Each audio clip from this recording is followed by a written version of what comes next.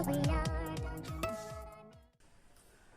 नमस्कार दोस्तों, जैसा कि हमने पिछले वीडियो में शिवाजी के बारे में बात की थी, उनका जीवन परिचय, उनका प्रशासन, इन सब की बात हुई थी। आज मराठा साम्राज्य पार्ट 2 वीडियो में हम शिवाजी के उत्तराधिकारी, जिन उत्तराधिकारियों में हम संभाजी के बाद राजाराम प्रथम, राजाराम द्वितीय, शिवाजी द्वितीय और साहू जी के बारे में पढ़ेंगे। इसके बाद हम बात करेंगे पेशवाओं के इतिहास के बारे में। इसमें बालाजी विश्वनाथ, बाजीराव प्रथम, बालाजी बाजीराव, इन सभी पेशवाओं के बारे में पढ़ेंगे और इन सब के बारे में जानेंगे किस तरह से इन्होंने मराठा साम्राज्य को एस्टेब्लिश किया, किस तरह से आगे बढ़ाया, क्या क्या संघर्ष किए, इन सब के बारे में आज हम इस वीडियो में देखेंगे। तो आइए दोस्तों शुरू करते हैं शिवाजी के उत्तराधिकारी। जैसा कि हम जानते हैं कि शिवाजी की मृत्यु 1680 में हो जाती है अत्यधिक ज्वर के कारण। तो उनकी मृत्यु के बाद उनके उत्तराधिकारी वैसे तो संभाजी थे, लेकिन संभाजी उस समय मुगलों की कैद में पलहना के किले में कैद थे।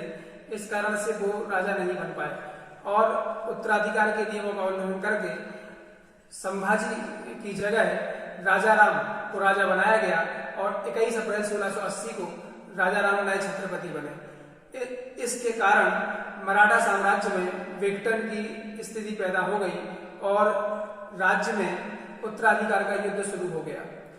जैसे ही मुगलों को इस बात का पता चला तो उन्होंने संभाजी को मुगल कैद से छोड़ दिया ताकि दोनों के बीच में उत्तराधिकार का युद्ध शुरू हो सके। इसके कारण नवगठित मराठा साम्राज्य में फूट पड़ गई।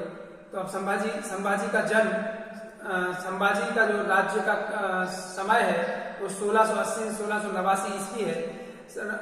तो राजाराम को उन्होंने गद्दी से उतारा और 20 जुलाई 1680 को छत्रपति बने।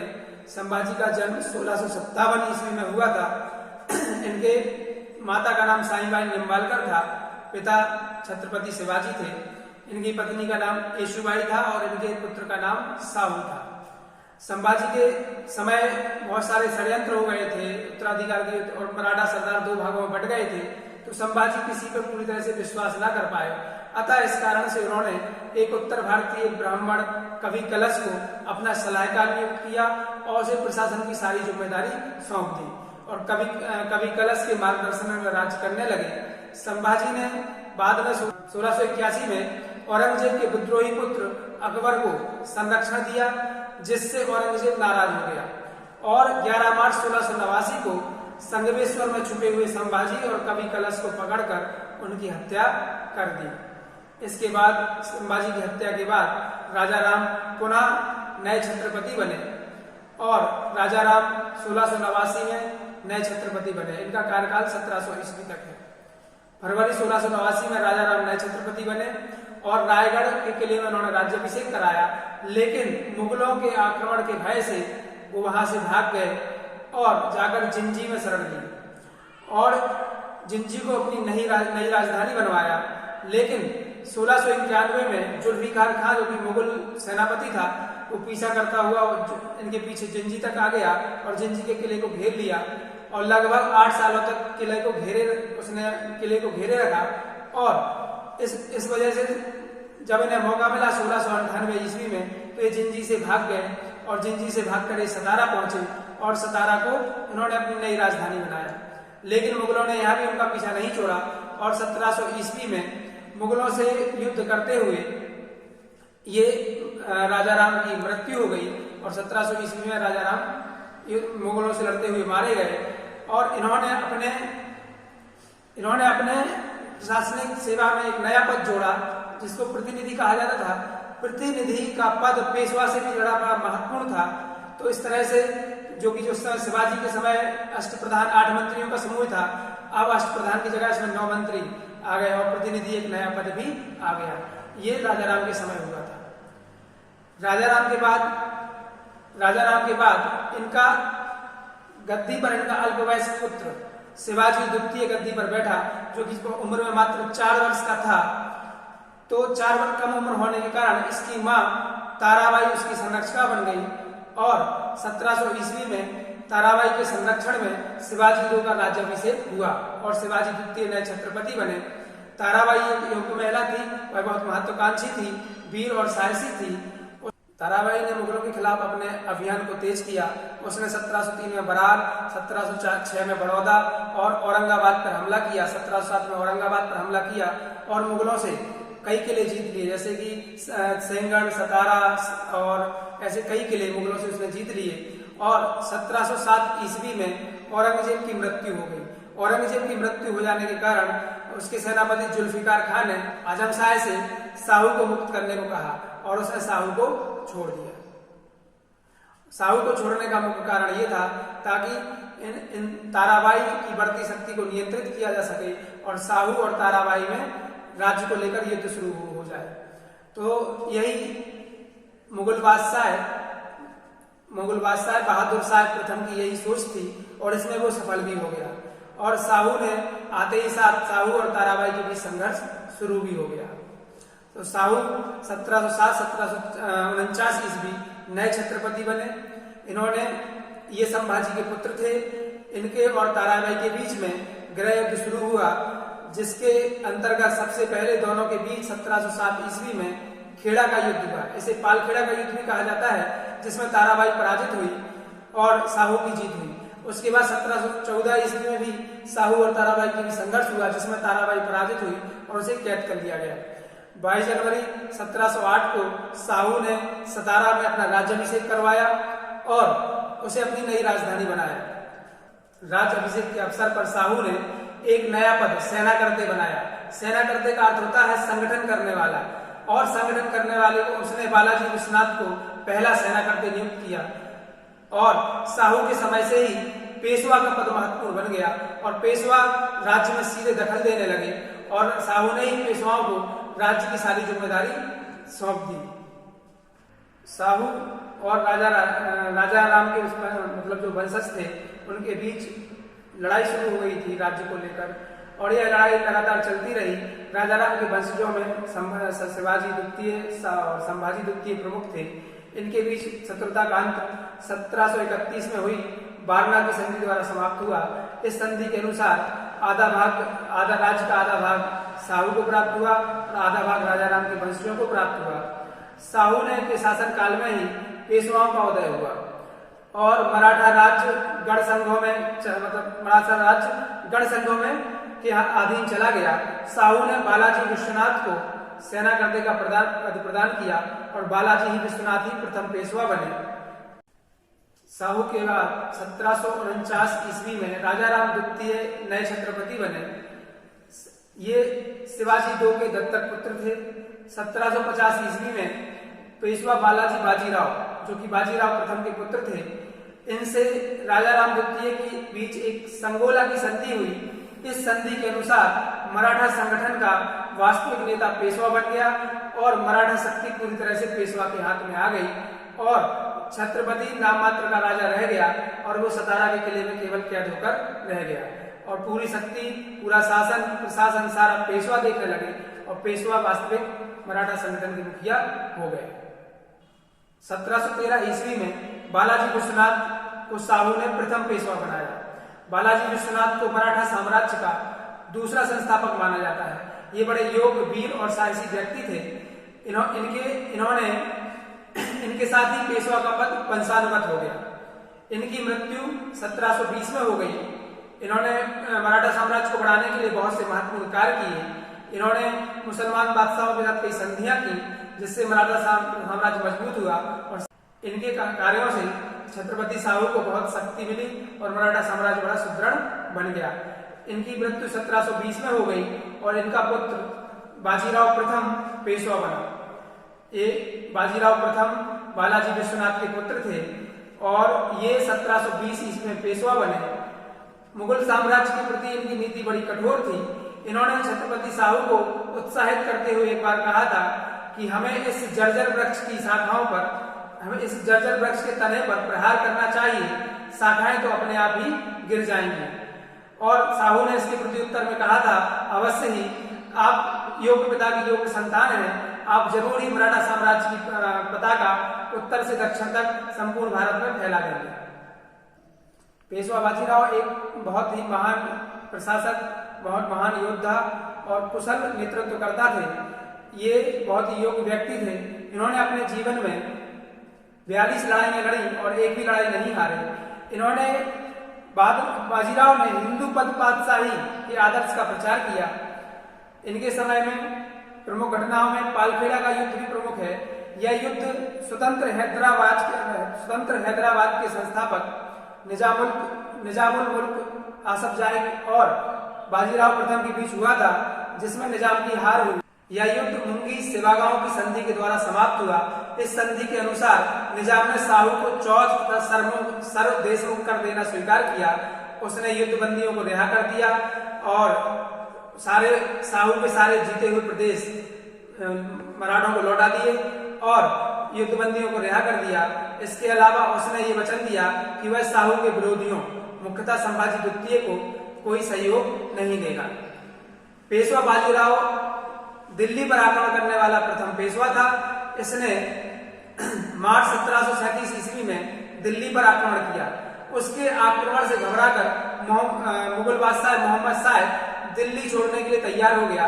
बाजीराव प्रथम दिल्ली में 3 दिन रुके और वहां पर उन्होंने मोहम्मद शाह से एक समझौता किया कि उन्होंने एक समझौता किया। इस समझौते के तहत उन्होंने मालवा की सूबेदारी और 13 लाख वार्षिक पेंशन के बदले दिल्ली को आजाद कर दिया। लेकिन फिर भी मुगल बादशाह ने अपने प्रतिनिधि निजाम को वहां पर उनसे लड़ने के लिए भेजा और उन दोनों के बीच भोपाल के पास लड़ाई हुई। भोपाल का युद्ध हुआ, जिसमें बाजीराव ने निजाम को पराजित कर दिया। बाजीराव प्रथम ने मराठा संघ की स्थापना की। इस मराठा संघ की स्थापना करते हुए उन्होंने मराठा राज्य को 4 भागों में विभाजित कर दिया और 4 महत्वपूर्ण मराठा सरदारों के अंतर्गत उसने विभाजित कर दिया। गुजरात में इन्होंने पिल्लेजी गायकवाड़, नागपुर में रादोजी भोसले, इंदौर में मल्हार राव होलकर तथा ग्वालियर में रामोजी सिंधिया को प्रभार सौंपा और इस क्षेत्र की देखरेख कर लेने की व्यवस्था, राज करने की व्यवस्था इन्हीं सरदारों के अधीन हो गई। ये बाद में ये लोग मिलकर वार्षिक कर बाजीराव प्रथम या पेशवा को देते थे, लेकिन पूरा प्रशासन ये यहाँ का देखते थे। बाद में इन्हीं लोगों ने पेशवा के पतन के बाद अपनी स्वतंत्र सत्ता स्थापित कर ली और इन चारों प्रदेशों में एक नवीन राजवंशों की स्थापना हुई। जैसे कि गुजरात में गायकवाड़ वंश बना, नागपुर में भोसले वंश, इंदौर में होलकर साम्राज्य आया और ग्वालियर में सिंधिया का राज्य शुरू हुआ, जो पहले उज्जैन में था फिर बाद में ग्वालियर में आ गया था। 1728 ईस्वी में पेशवा ने बुंदेलखंड के बुंदेला सरदार छत्रसाल की सहायता की। सहायता का मुख्य कारण ये था कि उस समय बुंदेलखंड राज्य हैदराबाद राज्य के अधीन आता था और हैदराबाद की उसमें सूबेदारी में आता था। तो मुगलों ने बुंदेलखंड के कई प्रांत छीन लिए थे। तो छत्रसाल के कहने पर पेशवा बाजीराव ने जो मुगलों के जीते हुए प्रदेश थे वो सारे प्रदेश पुनः जीत लिए और राजा छत्रसाल को वापस दे दिए। पेशवा की शान में बुंदेलखंड के राजा छत्रसाल ने एक भव्य राज दरबार का आयोजन करवाया और उसमें एक प्रसिद्ध नर्तकी मस्तानी बाई को पेश किया। इसके अलावा उन्होंने कालपी, झांसी, सागर तथा हृदयनगर की जागीरें पेशवा को निजी रूप में प्रदान की। पेशवा की निजी जागीर के रूप में ये जागीरें प्रदान की और उनका भव्य स्वागत किया। 1740 ईस्वी में पेशवा बाजीराव की मृत्यु हो गई। इनकी मृत्यु के बाद इनके पुत्र बालाजी बाजीराव 1740-1761 ईस्वी पेशवा बने। बालाजी बाजीराव को नाना साहब के नाम से भी जाना जाता है। 1750 में इनके समय ही संगोला की प्रसिद्ध संधि हुई। इसी संधि के फलस्वरूप मराठा साम्राज्य का पूरा प्रभार पेशवा के हाथ में आ गया। मराठा साम्राज्य की पूरी शक्ति, प्रशासन सब पेशवा के हाथ में आ गया। छत्रपति नाम मात्र का प्रधान रह गया। नाना साहब या बालाजी बाजीराव के समय मराठा साम्राज्य का सर्वाधिक विस्तार हुआ और इन्होंने कई महत्वपूर्ण कार्य किए, जिससे कि पेशवाओं की शक्ति और बढ़ गई। 1752 ईस्वी में हैदराबाद के निजाम और बालाजी बाजीराव के मध्य झलकी की प्रसिद्ध संधि हुई। इस संधि के अनुसार पेशवा को निजाम ने बराड़ प्रदेश का आधा राज्य दे दिया। और कई मतलब चौथ और सरदेशमुखी वसूल करने का अधिकार भी दिया। पेशवा बालाजी बाजीराव के समय की प्रसिद्ध घटना पानीपत का तृतीय युद्ध थी, जो कि 14 जनवरी 1761 ईस्वी को हुई। यह युद्ध मराठों और अफगानिस्तान के राजा अहमद शाह अब्दाली के मध्य हुआ। इस युद्ध में मराठों की पराजय हुई और उन्हें आर्थिक, सैनिक तथा राजनीतिक हानि उठानी पड़ी। पानीपत के तृतीय युद्ध के प्रत्यक्षदर्शी काशीराज पंडित के शब्दों में पानीपत का तृतीय युद्ध मराठों के लिए प्रलयकारी सिद्ध हुआ। इस युद्ध के बाद मराठा साम्राज्य लगभग समाप्त हो गया। इस युद्ध की पराजय को बालाजी बाजीराव सहन नहीं कर पाए और 1761 ईस्वी में उनकी मृत्यु हो गई। बालाजी बाजीराव की मृत्यु के बाद 1761 ईस्वी में माधवराव पेशवा बने। इन्होंने मराठों की खोई हुई शक्ति को पुनः बहाल करने का प्रयास किया। इन्होंने हैदराबाद के निजाम और मैसूर के सुल्तान हैदर अली को चौथ देने के लिए बाध्य किया। इसने मुगल बादशाह शाह आलम, जो कि 1772 ईस्वी में मुगल बादशाह शाह आलम द्वितीय को मराठों के संरक्षण में ले लिया, जो कि पहले अंग्रेजों के संरक्षण में इलाहाबाद में था और वहां से फिर मराठों के कहने पर दिल्ली आ गया। अब मुगल बादशाह अंग्रेजों की जगह मराठों का पेंशन भोगी बन गया। पहले अंग्रेज से पेंशन देते थे, लेकिन अब मराठे पेंशन देने लगे। इन सब कार्यों से मराठों की खोई हुई शक्ति फिर से संगठित होने लगी और उनका सम्मान बढ़ने लगा। 1765 ईस्वी में माधवराव का अपने चाचा रघुनाथ राव से या राघोबा से मतभेद हो गया। रघुनाथ राव मराठा साम्राज्य को 2 भागों में बांटने की कह रहा था। 1772 ईस्वी में क्षय रोग से माधवराव की मृत्यु हो गई। इसकी मृत्यु पर अंग्रेज इतिहासकार ग्रांट डफ ने कहा है कि पेशवा की इतनी जल्दी मृत्यु पानीपत के युद्ध में मराठों की हार से कहीं अधिक घातक थी। माधवराव की मृत्यु के बाद उसका छोटा भाई नारायण राव 1772-73 ईस्वी पेशवा बना, लेकिन 1773 ईस्वी में उसके चाचा रघुनाथ राव ने उसकी हत्या कर दी। उसकी हत्या हो जाने के बाद माधवराव का अल्पवयस्क पुत्र माधव नारायण राव पेशवा बना। 1774-1795 ईस्वी पेशवा बना। यह बहुत उम्र में बहुत छोटा था। इसकी देखरेख नाना फडणवीस और माधवजी सिंधिया के नेतृत्व में 12 सदस्यों की एक सभा 12 भाई काउंसिल करती थी, जो कि नाना फडणवीस ने बनाई थी। वो ही सारा राजकाज देखती थी। नाना फडणवीस का मूल नाम बालाजी जनार्दन भानु था। ये बहुत ही योग्य और कुशल व्यक्ति थे। इन अंग्रेज जेम्स ग्रांट डफ ने इन्हें मराठों का मेकियावेली कहा। बालाजी जनार्दन भानु और इस 12 भाई कौंसिल या समिति के कारण, जो कि रघुनाथ राव वहां नहीं रह पाया, उसकी एक न चली और उसने भागकर अंग्रेजों की पुणे से भागकर अंग्रेजों की शरण, बंबई में अंग्रेजों की शरण ली और अंग्रेजों से पेशवा बनवाने की सहायता मांगी। यह एक दुर्भाग्यपूर्ण कदम था। इसके कारण आंग्ल मराठा युद्ध की नींव तैयार हो गई। रघुनाथ राव के कहने पर अंग्रेजों ने उसकी सहायता करना स्वीकार कर लिया और उसे पेशवा बनाने का वचन दिया। इस तरह से इस दुर्भाग्यपूर्ण घटना की शुरुआत प्रथम आंग्ल मराठा युद्ध के रूप में हुई। प्रथम आंग्ल मराठा युद्ध में जो मराठों की पराजय तो हुई, लेकिन पुणे पर उनका अधिकार बना रहा और 1776 में पुरंदर की एक संधि हुई। उस संधि के अनुसार अंग्रेजों ने रघुनाथ राव को सहायता देना बंद कर दिया, लेकिन ये तो पूरी तरह से समाप्त नहीं हुआ। 1782 में हुई सालवाई की संधि के द्वारा प्रथम यह युद्ध पूरी तरह से समाप्त हुआ। 1795 ईस्वी में पेशवा माधवराव नारायण, जो कि पेशवा थे, तो इन्होंने नाना फडणवीस के राज्य में दखल देने के कारण आत्महत्या कर ली। इनकी आत्महत्या के बाद अंतिम पेशवा रघुनाथ राव का पुत्र बाजीराव द्वितीय पेशवा बना। 1795 से 1818 ईस्वी तक बाजीराव द्वितीय पेशवा बना। मराठों के पतन का मुख्य कारक यह व्यक्ति मराठों के पतन का मुख्य कारण था, क्योंकि यह अंग्रेजों की सहायता से पेशवा बना था और इसने मराठों के पतन में अपना सर्वाधिक योगदान दिया। सहायक संधि, इसने अंग्रेजों की सहायक संधि को स्वीकार किया और सहायक संधि स्वीकार करने वाला ये पहला मराठा सरदार था। इसके समय में द्वितीय आंग्ल मराठा युद्ध हुआ। द्वितीय और तृतीय आंग्ल मराठा युद्ध हुआ। द्वितीय आंग्ल मराठा युद्ध 1803-1805 ईस्वी में हुआ। इस युद्ध में भोंसले नागपुर ने अंग्रेजों को चुनौती दी, लेकिन वो पराजित हुए। तृतीय आंग्ल मराठा युद्ध 1817-1819 ईस्वी में हुआ। इस युद्ध में मराठा शक्ति का अंत हो गया और पेशवा का वंशानुगत समाप्त हो गया। इस युद्ध में लड़ते हुए पेशवा बाजीराव द्वितीय कोरेगांव और अष्टी के युद्ध में बुरी तरह से पराजित हुआ और उसे पूना से अंग्रेजों ने निकाल दिया और कानपुर के पास बिठूर में पेंशन देकर बिठूर में भेज दिया और वो